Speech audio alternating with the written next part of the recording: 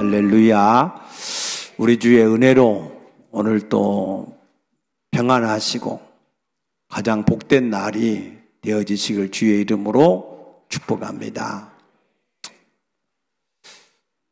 좀 전에 말씀드렸지만 먼저 기쁜 소식은 우리 김경섭 장로님이 해군 상사로 있는데 이번에 원사로 진급이 되어졌습니다. 또 그 아내가 되는 우리 박수진 권사님도 육군 상사로 있다가 작년에 지난해에 원사로 진급이 되었습니다. 그래서 우리 김경석 장로님은 부부가 둘 다 군인이고 또 이번에 두 분 다 원사가 되셔서 축하를 드립니다. 우리 박수진 권사님 혹시 오늘 나오셨을까요? 우리 잠깐 일어서시면 우리 박수 한번 하십시다. 만나면 축하해 주시고 우리 김경섭 장로님은 아직 배 타고 이렇게 해외 여러 가지 일들을 지금 하고 있어서 참석은 못했습니다.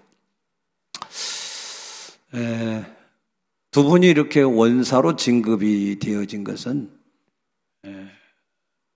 하나님 앞에서 감사하고 축하할 일인데 더 감사하고 축하할 일은 우리가 우리 두 분이 원사로 진급되어지도록 기도를 많이 했습니다.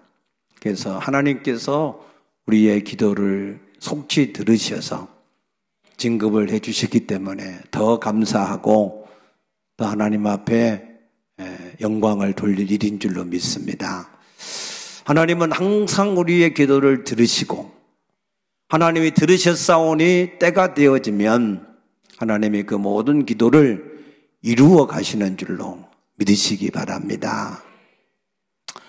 요나서라고 하는 성경 4장 6절 이하에 보게 되면 하나님께서 이 요나라고 하는 사람을 깨닫게 하기 위해서 박넝쿨을 준비하셨다 그랬습니다.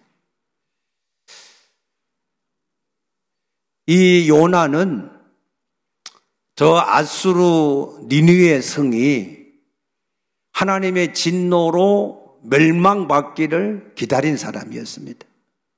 그래서 하나님이 그 니느웨 성을 어떻게 심판을 하시는가 그것을 지금 기다리면서 그 니느웨 성을 바라보고 있을 때 그때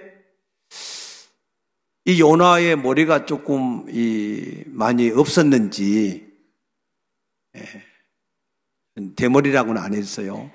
머리가 조금 없었는지 햇빛이 쬐니까 굉장히 막 힘들어하는 거예요. 홍곤했다 그랬어요. 정신이 없을 정도로 힘들었다는 겁니다. 그래서 하나님이 그 옆에다가 이 박을 자라게 해가지고 그 박넝쿨이 그 머리에 이렇게 있어서 시원하게 해주었다는 거예요. 이 팔레스타인 지역은 굉장히 온도가 높지만 습도가 없기 때문에 조금만 그늘진 데 있으면 굉장히 조금만 바람만 불어도 시원한 그런 기후가 있습니다. 그래서 이 요나가 너무 감사하고 너무 좋았어요. 근데 그 다음날 새벽에 하나님이 벌레를 준비하셔서 그 박넝쿨을 다 갉아먹게 하신 거예요. 그래서 박넝쿨이 그냥 시들어 버리고 죽고 만 겁니다. 그러니까 요나가 또 하나님 앞에서 성을 내기를 죽기까지 내가 성이 난다라고 차라리 죽었으면 좋겠다고 막 그렇게 성을 내는 거예요. 화를 내는 겁니다. 여러분 주 안에서 성이 나지 않게 되기를 축복합니다. 성을 얻는 것보다 내가 화를 내는 것이 하나님 앞에 더 복이 없다 그랬어요. 그래서 성을 얻는 것보다 주 안에서 그 마음의 평안함을 얻는 것이 하나님 앞에는 참된 복인 것을 믿으시기 바랍니다. 그래서 왜 하나님이 이 요나에게 박넝쿨을 주셨다가 또 박넝쿨을 죽게 하셨을까? 이유는 하나예요. 이 요나로 하여금 깨닫게 하려고. 이 요나가 깨닫지 못하고 있으니까 깨닫게 하기 위해서 하나님이 그 일을 하셨다는 거예요. 무엇을 깨닫게 하려고 하셨느냐? 생명의 중요함. 이 니느웨 성에는 앞뒤를 분별하지 못하는 어린 아이들이 12만 명이나 있고 수많은 가축들이 있는데 그 요나는 자기가 심지도 않고 재배도 하지 않는 자기에게 잠깐 동안 그늘을 제공했던 그 박넝쿨을 아끼는 마음 때문에 그것이 있을 때는 좋아하고 그것이 사라지니까 너무나 화가 나서 죽기를 자청할 정도로 그렇게 그 박넝쿨을 아끼는데 하나님이 그 많은 생명을 아끼지 않겠느냐. 하나님은 이 세상의 그 어떤 것보다도 우리의 생명을 가장 아끼시고 사랑하시는 줄로 믿으시기 바랍니다. 우리나라에 요즘 자살들이 참 많잖아요. 여러분, 생명은 하나님이 주신 것이니까 우리가 스스로 우리의 생명을 마음대로 하면은 절대로 안 됩니다. 아멘입니까? 하나님은요, 우리에게 자꾸 우리가 깨달아져서 살기를 원하시는 거예요. 깨달아져서. 그래서 깨닫게 하기 위해서 말씀을 주셨어요. 근데 그 말씀을 듣고도 못 깨달으면 경험을 하게 하시는 거예요. 우리가 하나님의 말씀을 듣고 깨달으면 그것이 복이지만 깨닫지 못하고 몸으로 경험을 하게 해서 깨닫게 되어지면 고통이 따르는 겁니다. 여러분들은 항상 말씀을 듣고 깨달아질 수 있게 되어지기를 축복합니다. 카타르 월드컵이 이제 내일이면 결승전을 하나요? 그런데 8강에 진출을 해야 되는 그러한 팀 중에서 브라질과 포르투갈이 진출을 못했습니다. 근데 그 브라질의 대표적인 선수가 네이마르라고 하는 사람이고 포르투갈의 이 선수가 호날두라고 하는 선수입니다. 그런데 두 사람 다 경기에 졌어요. 그런데 네이마르는 사람들한테 좋은 평가를 받았어요. 그런데 호날두는 경기에도 지고 사람들의 평가도 받지를 못했어요. 그 이유를 딱 한 가지로 꼽았는데 네이마르는 인간성이 괜찮고 호날두는 인간성이 별로다. 그래서 호날두는 경기에도 지고 평가도 받지 못하는 그런 사람이 되었다는 거예요. 호날두는 축구만 잘하면 되는 줄로 알고 살았던 사람이고 네이마르는 축구도 중요하지만 인간성이 중요하다. 그것을 깨달아져서 산 사람이기 때문에 그가 비록 축구에는 졌을지라도 그가 사람들한테는 좋은 평가를 받게 된 줄로 믿으시기 바랍니다.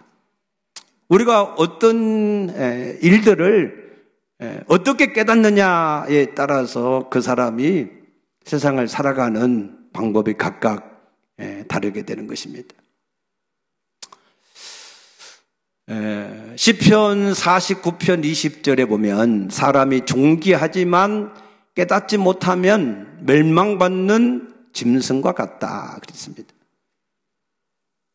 사람이 짐승하고 비슷한 게 뭐냐? 육체가 똑같아요. 육체는 사람이나 짐승이나 다 흙에서 왔습니다. 그래서 다 흙으로 돌아가는 것입니다. 그러나 우리 사람과 짐승이 다른 한 가지가 있어요. 그것은 전도서 3장 21절에 우리 사람들의 혼은 위로 올라가고 짐승의 혼은 땅으로 내려가는 것으로 끝이 난다 그랬습니다. 우리 인간에게는 짐승에 없는 영혼이 있음을 믿으시기 바랍니다.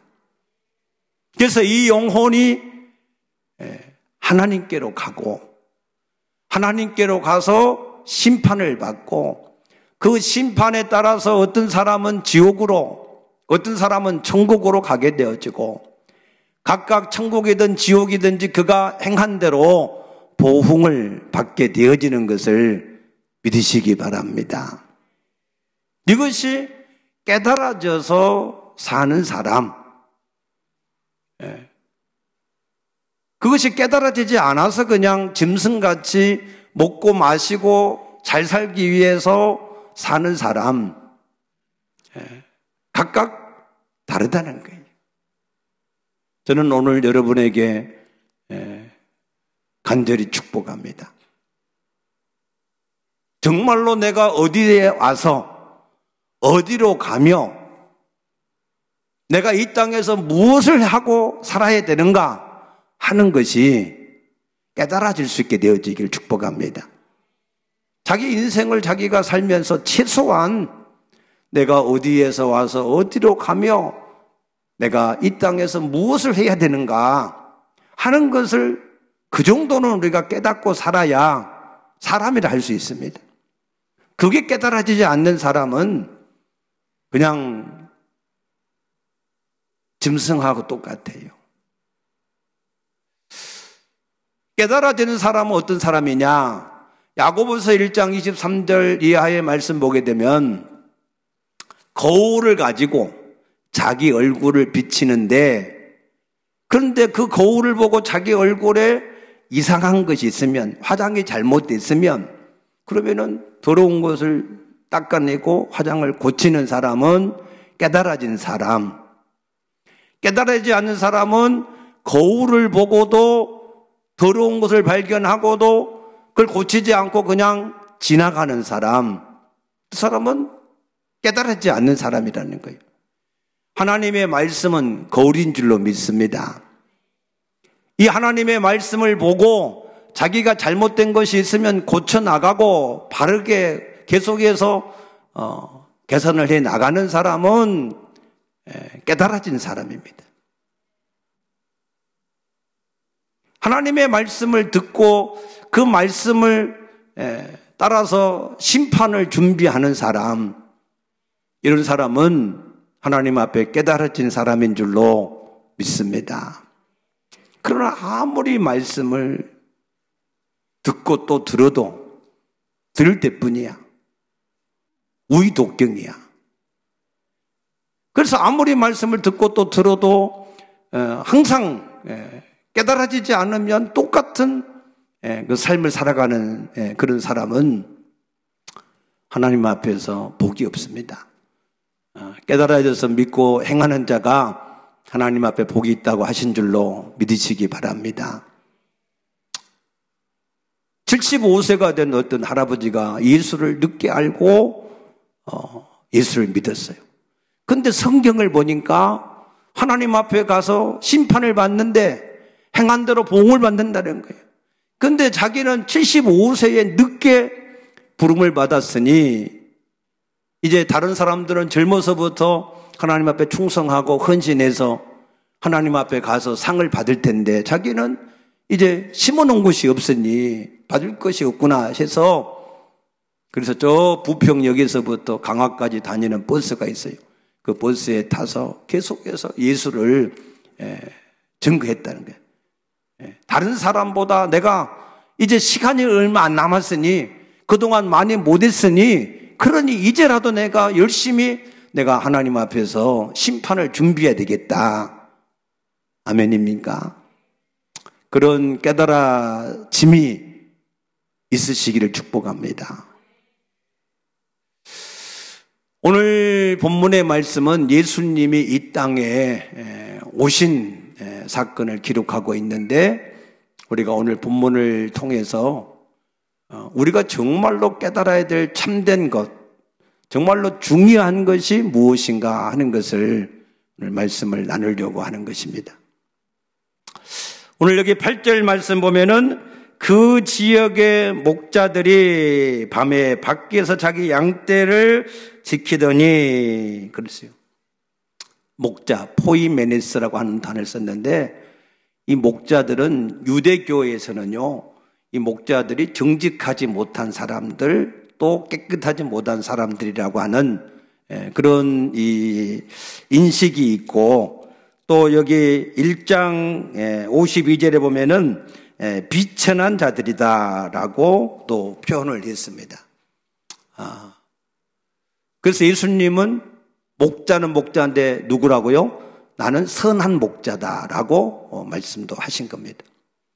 그 목자들이 밖에서 자기 양을 지키고 있는데 거기에 주의 사자가 곁에 서고, 그래서 곁에 섰다고 하는 말이 이건 위에 지금 나타나셨다는 거예요.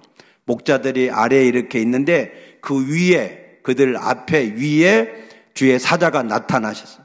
그리고는 거기에 하나님의 영광은 빛입니다. 그래서 이 영광이 다 거기에 비치게 되니까, 그러니까 다 그 앞에 부들부들 떨었다는 거예요. 하나님의 영광 앞에 서는 자는 아무도 제대로 설 자가 없습니다. 그래서 이 목자들이 너무나 두렵고 무서워서 떨고 있을 때 천사가 그에게 말씀합니다. 무수하지 말라. 보라, 내가 온 백성에게 미칠 큰 기쁨의 좋은 소식을 너에게 전하노라 그랬어요. 큰 기쁨의 좋은 소식이 오늘 여러분들에게 전해지기를 축복합니다. 큰 기쁨의 좋은 소식. 이 큰 기쁨의 좋은 소식이 온 백성에게 전해지게. 온 백성에게. 성탄절은 우리 그리스도인들의 절기가 아닙니다. 성탄절은 우리 온 모든 세상의 모든 사람들에게 큰 기쁨의 좋은 소식인 줄로 믿으시기 바랍니다. 그 큰 기쁨의 좋은 소식이 뭐라고 그랬어요? 11절에 보니까 오늘 다윗의 동네에 너희를 위하여 구주가 나셨으니 곧 그리스도 주시니라 그랬어요. 구주, 소테르라고 하는 단어를 썼는데 이것은 사람들이 병이 들거나 위험에 처해 있을 때 구원해 주는 구원자라고 하는 뜻입니다. 또 그 뒤에 그리스도라고 하는 것은 여러분 잘 아시는 대로 기름을 부어서 세운 자라고 하는 뜻인데 역시 구세주라고 하는 뜻입니다.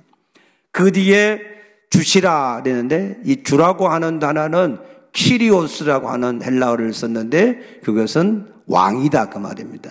황제다 그 말입니다. 아멘입니까? 온 백성에게 미칠 큰 기쁨의 소식이 뭐냐?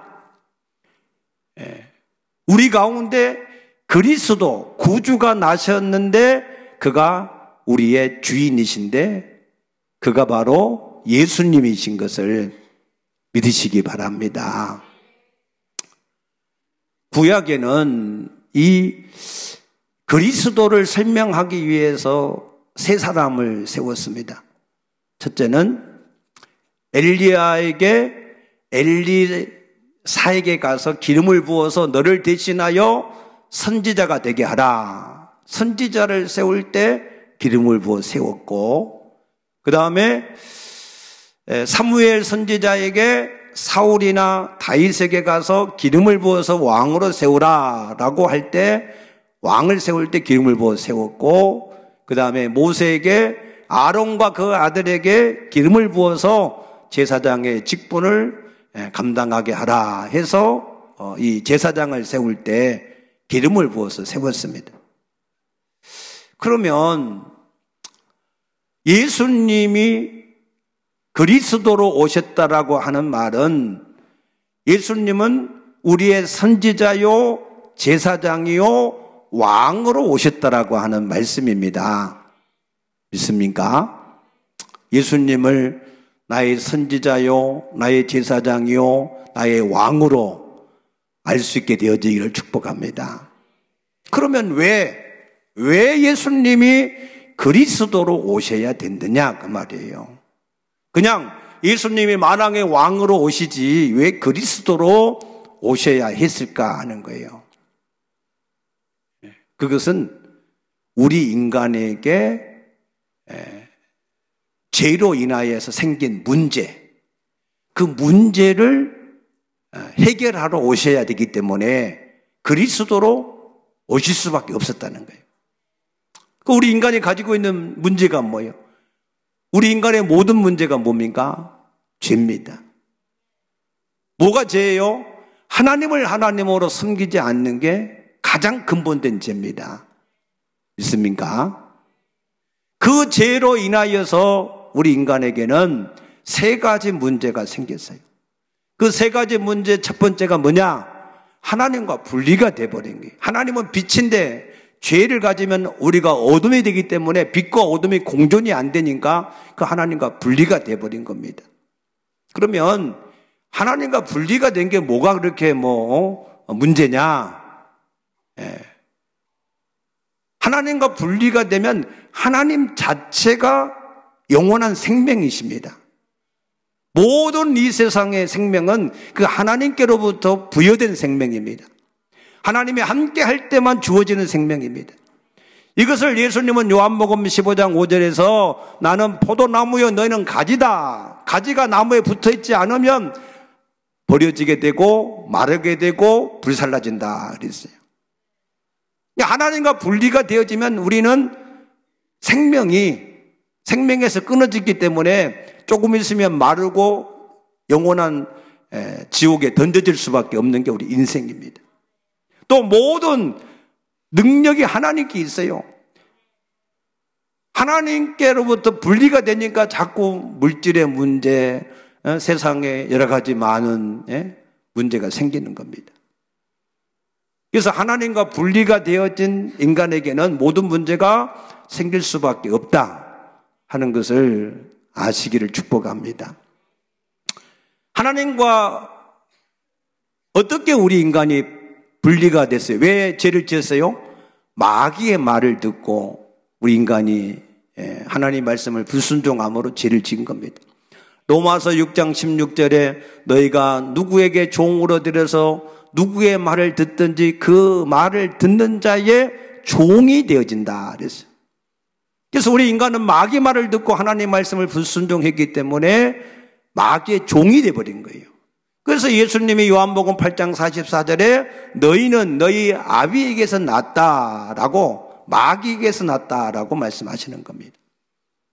하나님과 분리된 인간은 마귀가 그 사람의 주인이 되어서 그를 지배하는 겁니다.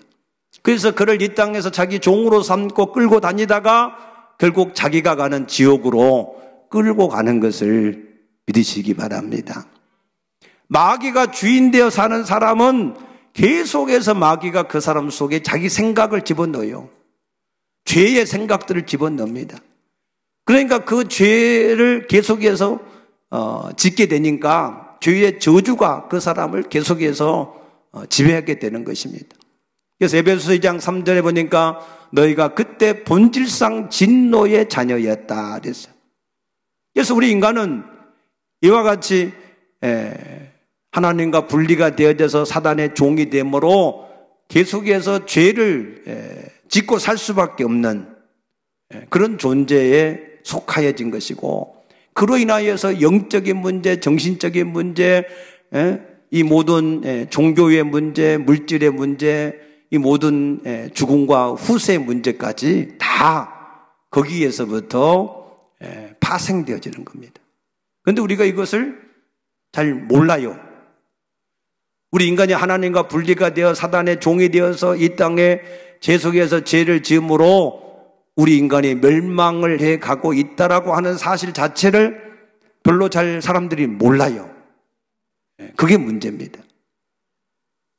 예를 들면 요즘 세계적으로 가장 큰 문제가 뭐냐면은 동성결혼법, 동성끼리 결혼해도 된다 하는 동성법, 그 다음에 차별금지법, 이런 것들이 세계에서 가장 죄를 일으키는 그러한 잘못된 법으로 나타나고 있습니다.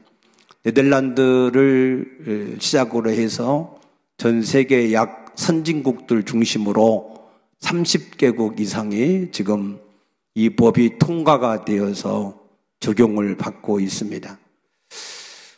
캘리포니아 같은 데는 초등학교 1학년들이 이제 교과서에, 초등학교 1학년 교과서에 우리 인간은 남성도 있고 여성도 있고 제3의 성도 있다. 그래서 결혼은 두 사람이 하는데 남성이나 여성이 하는 것만이 아니라 그냥 두 사람이 하면 된다. 남성끼리도 해도 되고 여성끼리도 해도 되고 이런 것을 가르치고 있단 말이에요. 그래서 그 사람들이 이제 한 20, 30년 정도 지나면 그러면 다 세상에 나와서 사회인으로 살게 되어지면 그런 가치관을 가지고 살게 되는 거예요.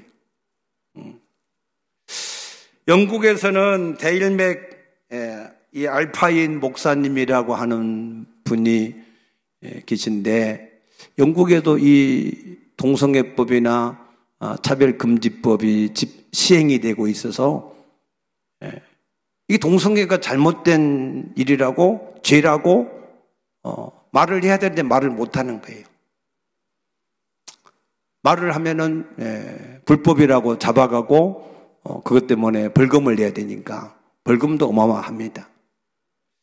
근데 마귀는 그렇게 가만두지 않고 동성애자들이 찾아온 거예요.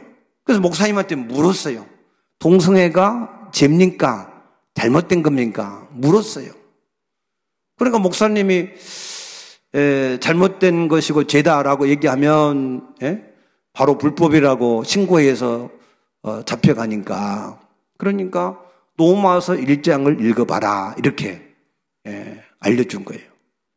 그래서 로마서 1장 26절 7절에 보면은 여자가 순리대로 쓰지 않고 영리로 남자와 결혼하려고 하지 않고 여자끼리 하고, 27절에는 남자도 또 영리로 여자와 결혼해 살려고 하지 않고 남자끼리 살려고 하는, 그것을 하나님은 죄다라고 말씀하신 거예요. 근데 그 로마서 1장을 읽어보라고 하니까 그 사람들이 그것을 고발했어요. 이것은 동성애 혐오를 부추긴 일이다. 이렇게 고발했어요. 경찰서에 끌려간 겁니다. 경찰관도 거의 다 이 동성애에 빠져 있기 때문에 그래서 자꾸 물어보는 거예요. 동성애를 혐오하기 위해서 그 성경을 읽으라 한 게 아니냐고. 목사님은 아니다. 나는 물어보니까 나는 그 읽으라고 한 거다. 그런데도 구속이 돼서 고통을 당하셨습니다. 그 영국이 70%가 크리스찬들이고 우리나라에 토마스 선교사를 파송해서 우리나라에 복음을 전해준 나라 아닙니까? 그런데 지금은 그런 이 시대가 되었습니다. 우리나라에 한참 팽수라고 하는 이것이 인기가 있었는데 왜 팽수를 나타내느냐? 팽수는 남성도 아니고 여성도 아니다. 제3의 성이 있다고 하는 것을 강구하기 위해서 만들어 놓은 게 팽수라고 그래요. 그래서 이런 가정의 모든 기본법들이 다 무너지는 이러한 일들이 전 세계적으로 일어나고 있고 거기에 대한 부작용들이 있는 것을 아는데도 그래도 우리나라에도 계속해서 그 법을 입법화시키겠다고 주장을 하는 의원들이 많아요. 얼마나 안타까운지 몰라. 우리 국민의 세금으로 의원을 시키는데 나라를 망치는 법을 자꾸 만들겠다고 하는 사람들이 있으니 얼마나 이게 안타까운 일입니까? 그런데 문제는요, 거기서 끝나지 않아요. 성경에는 남성과 여성이 있다 하는 것을 분명히 말씀하는데, 아멘입니까? 근데 그게 그 나라 법에 불법이야, 불법. 그러면 성경 자체가 뭐라는 얘기예요? 불법이다. 성경 자체를 폐기하려고 하는 게 사단의 계략이고 목적이에요. 하나님의 생명과 빛인 하나님의 말씀을 가려버리면 그러면은 캄캄함이 만민을 덮어요. 그럼 도대체 인간이 뭔지도 모르고 그냥 이 땅에서 육신을 위해 살다가 지옥에 끌려가서 멸망하는 겁니다. 결국 사단의 세력은 하나님의 말씀을 불법으로 만들어서 그 말씀을 폐기하려고 하는 게 사단의 역사입니다. 그래서 이 모든 것 가운데서 우리를 구원하실 수 있는 유일한 이름이 예수이신 줄로 믿으시기 바랍니다. 사도행전 4장 12절에 천하의 구원 얻을 다른 이름을 우리에게 주신 적이 없다 그랬습니다. 아멘입니까? 그래서 예수님이 우리 가운데 오시는 것을 우리가 기뻐하고 좋아하고 환영하는 것은 우리가 죄로 인하여서 하나님과 분리가 되어 사단의 종이 되어서 멸망해 가는 우리를 그 가운데서 건져낼 수 있는 분이 오직 예수님밖에 없으시기 때문에, 그래서 우리가 예수를 환영하고 기뻐하는 줄로 믿으시기 바랍니다.